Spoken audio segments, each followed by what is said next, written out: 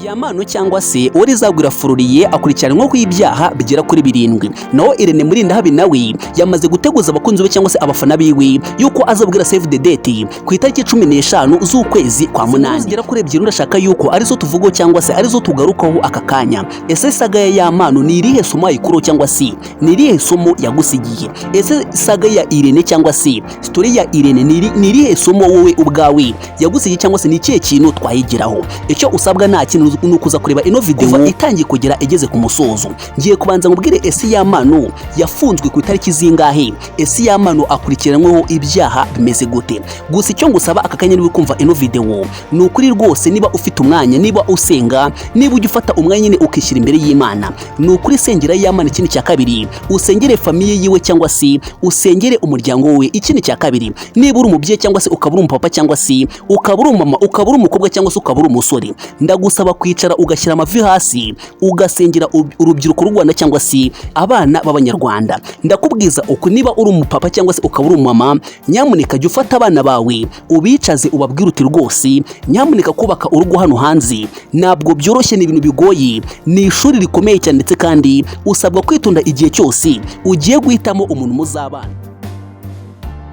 Reka mbanze mfata akanya gato cyane ngwereze ikaze, ndetse kandi ngushimire cyane wowe gukanda kuri ino video kugira ngo wumve ibintu bigiye kuvugirwa ahangaha. Nyamuneka ino video iri buze kugusigira isomo, ndetse kandi uraza gukoramo nyine icyigisho gikomeye cyane. Ngiro mwese murabizi neza ko cyangwa se mwarabonye neza yuko tariki 16 z'ukwezi kwa gatanu 2026 nibwo Libe yafunze cyangwa se ataye muri yombi Uwalizagwira Floriye wamamaye ku mazina nka Yamano mu Kinyarwanda. Uyu musore Libe yatangaje yuko akurikiranweho ibyaha bigera kuri 7 ari byo ngiye kubwira aka kanya. Icyaha cya mbere Yamano akurikiranweho ni ukubita no gukomeretsa ku bushake. Icyaha cya kabiri akurikiranweho ni ugukoresha ibikangisho. No icyaha cya gatatu ni ukunywa ibiyobyabwenge cyangwa se gukoresha ibiyobyabwenge. Icyaha cya kane akurikiranweho ni ukwangiza ikintu cy'undi. No icyaha cya gatanu Yamano akurikiranweho ni ubwinjiracyaha ku cyaha cy'ubwicanyi. Ubwinjiracyaha ku cyaha cy'ubwicanyi. No icyaha cya gatandatu Yamano akurikiranweho ni ugukoresha imvugo z'ivangura. Icyaha cya nyuma akurikiranweho ni ugufungirana ku bushake. Ese bino byaha byose uko ari 7 urumva ukuntu bikomeye cyane. Niyo mpamvu natangiye kubwira ngo niba uzi neza ko ukunda gusenga, niba uzi neza ko ujya wegereza Imana, nyamuneka fata akanya mu isengesho ryawe ry'uyu munsi uze gusengera nyine famiye Yamano cyangwa se umuryango wa Yamano. Buriya nubwo umuntu yakora amakosa yose abaho, ariko buri muntu yatangiye gukora ikosa ryo gufata ibibazo situation ari gucamo agashyiramo n'ibiyobyabwenge. My dears, discipline bayarangiye rwose, banda kubwiza ukuri nyine muri make ntago ruba ari gihari usibye gusenga ndetse kandi no kumushyira imbere y'Imana. Ro nyamuneka mbibutse neza yuko mu buzima tubamo igihe cyose discipline yabuze, igihe cyose watangiye gukoresha ibiyobyabwenge, nubwo waba uri guca muri situation imeze gute, nubwo waba uri guca mu bigeragezo bingana gute, iyo hajemo ibiyobyabwenge rwose nyamuneka uburi kwangiriza ubuzima ndetse kandi uburi kongera ibibazo aho kugira ngo ukemure ibibazo. Ro rwose ino nkuru iri gukomeza kugenda ivugisha abantu benshi nyine muri makeya abantu benshi b'urubyiruko komeje kugira ubwoba bagira bati rwose ese ingo zino minsi kubaka urugo muri iki gihe bizagenda gute? Abantu tukiri batoya turahangayitse, dufite ikibazo. Ese ko abantu benshi nyine abo twagafatiyeho urugero, abantu twagafashe nk'ikitegererezo, babandi b'abastari nyine bakatubereye mira cyangwa se bakatubereye indorerwamo, niba uri gusanga nyine ibintu biri gupfafana cyangwa se ibintu nyine biri kuzamba. Nanjye nkibaza nese mwe ukabyara mwe, niba uri umubyeyi, niba uri umupapa cyangwa se ukaba uri umama, nyamuneka nyine nk'urubyiruko twakora iki kugira ngo byibara nyine mu makeya tuzavemo abagore beza ndetse kandi tuzavemo abagabo beza. Nyine wowe ku ruhande rwawe uba wumva ari ikihe kintu cyakorwa kugira ngo urubyiruko rw'u Rwanda nyine rwongere kugira umuco ndetse kandi rwongere kurangwa na discipline mu byo bakora byose?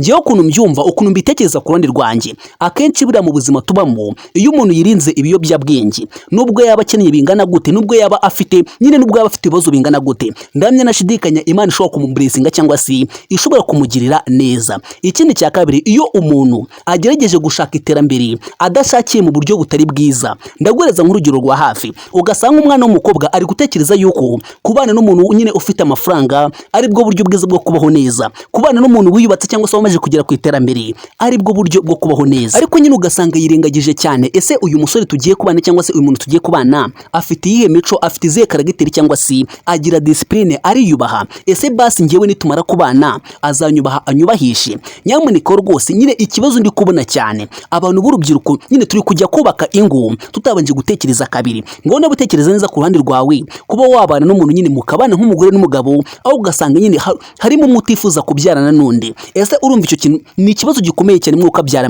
mwogaheka niyo mpamvu mabwira ngo mufate umwanya musengere urubyiruko. Abantu benshi dushaka kubaho neza ariko dushaka gukora, ntabwo dushaka kuvunika, ntabwo dushaka nyine kwicara ngo tumenye neza yuko niba winjije 1000 ariyo agukweye kujya kurebera ku musaza winjiza miliyoni. Rwose ndakubwiza uko intanda usanga umuntu atangiye kugira imitekerereze itamyiza cyangwa se agatangira gukora ibidakorwa. Rero iyi nkuru rwose, iyi nkuru y'amano yakwiye gusigira abantu b'urubyiruko isomo. Before yuko ujya guhitamo umuntu, before yuko ujya kubana n'umuntu, mugomba kubanza mukicara. Ikindi cya kabiri, irindi somo buri muntu wese nyine agomba gusigarana kwino nkuru, nyamuneka niba ugiranye ikibazo n'umuntu gutufata nyine amabanga yose ukayashyira hanze. Nawe ibaze nyine, wenda njye narabibonye, wenda ni ibintu bibaho just nyine wenda nakantu kabo gasanzwe, ariko niba umuntu wenda mugiranye ikibazo, ese gudushaka kuza ukavuga ngo mu mabanga y'abashaka nyine ugasanga ibintu byose ubishyize hanze. Kariya kantu rwose nako niba urubyiruko cyangwa se ukaba uri umusore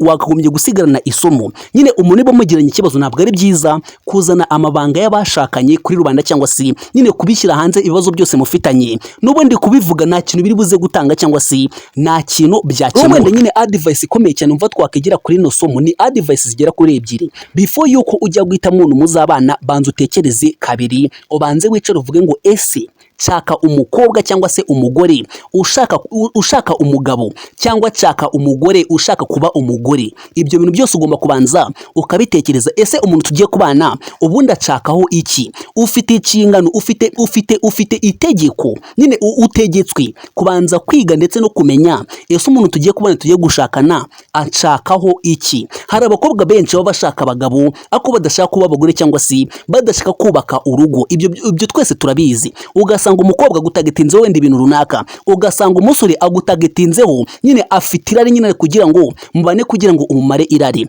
Ntabwo mutinda mukabona yuko ibyo mwatekereje mwibeshye. Muri rya kabiri ukwiye kwigira kwino story cyangwa se kwino nkuru rikomeye cyane, nyamuneka igihe cyose ugiranye ikibazo n'umuntu, gufata amabanga yanyu ukayashyira hanze ntabwo ari byo bikemura ibibazo brothers. Ndakubwiza ukuri, niba wubatse cyangwa se niba utanubatse, kugirana ikibazo n'umuntu ukajya kugisha inama abandi bantu, ukajya nyine ugasanga hari abandi bantu uri kugisha inama, nta kintu kimwe bukemura usibye mwembi ubwanyu.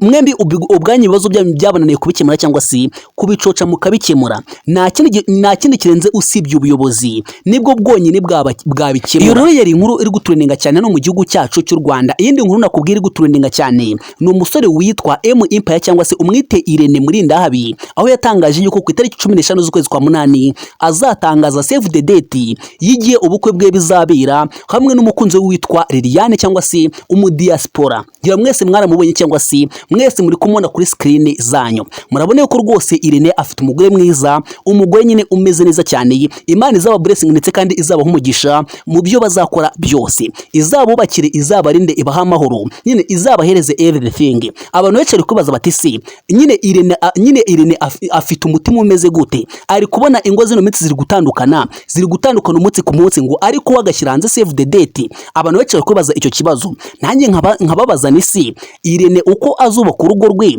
niko abandi bazubatse, bivuze ngo na rugo rwubakwa n'urundi. Irene afite ukuntu apanze ibintu byo nyine, afite n'ukuntu abanye n'umukunzi wiwe, nabo ngo bari gutandukana bafite ukuntu babanye. Rero bivuze ngo gufata nyine story yo kuvuga ngo nyine ukagira fe yo kuvuga ngo kana kabari gushwana, ntabwo uzi impamvu. Hari gisho gusanga barabaye nyine bitewe n'ibintu byinshi bitandukanye, ugasanga biri kugaruka bikagira ingaruka ku mibanire yabo. Ariko nyamuneka ntukagire fe yo kuvuga ngo sinashaka cyangwa se sinabigenza gutya ngo kubera ko mbona yuko nyine ngo izo ingo zino mitsi bikaze cyane. Oya, ubwo n'ubwoba nko gutinya gutangira business kubera yuko mugenzi wawe yahombye cyangwa se yafiriye. Umusozo of the runka kubaza ni se couple ya Irene ndetse na Liliane, urabona ino couple ijyanye? Ese urabona iberanye? Nyine urabona ari couple nyine mu macya iryoshye cyane? Uze gusiga igitekerezo cyawe niba ino couple warayikunze. Gusa ngiye ku ruhande rwanjye ino couple rwose narayikunze, ndayifuriza ibyiza byose bibaho nibitabaho. Nkongera nkakubaza nese saga y'amano nirihe somo ku ruhande rwawe ugusigiye? Nyine urumva